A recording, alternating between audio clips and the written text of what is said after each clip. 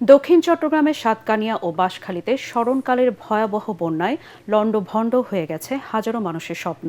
পাহাড়ি ঢল আর পানির তোড়ে প্রায় ৫ শতাধিক মানুষের মাটির ঘর ভেসে গেছে।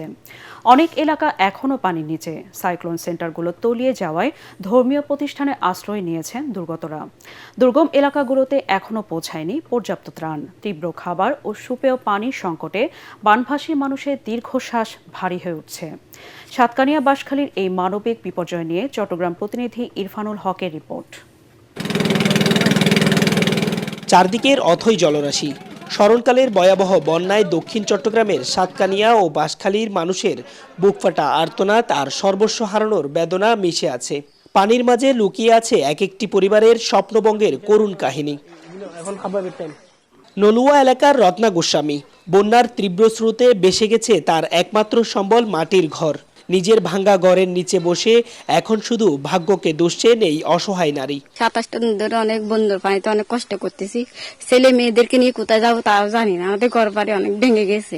একই এলাকার সমাধরের গল্পটাও আলাদা কিছু নয়। পানির তোড়ে ধসে গেছে তার সাজানো সংসার।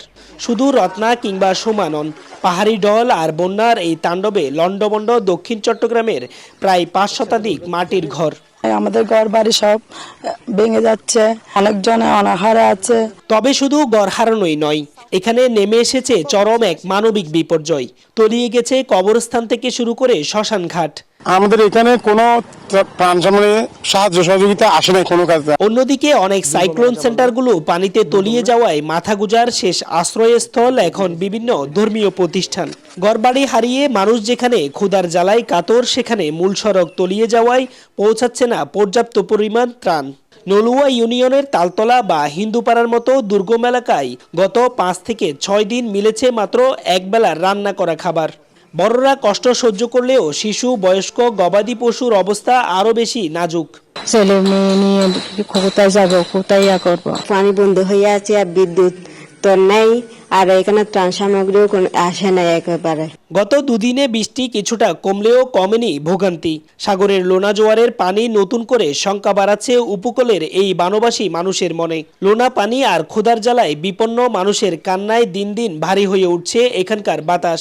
সাতকানিয়ায় প্রায় 3 শতাধিক পরিবার হারিয়েছেন তাদের ঘরটি। ভবিষ্যতে সরকার যদি তাদের পুনর্বাসনের ব্যবস্থা না করে তাহলে খোলা আকাশের নিচেই থাকতে হবে। ইরফানুল হক, এটিএন বাংলা, সাতকানিয়া, চট্টগ্রাম।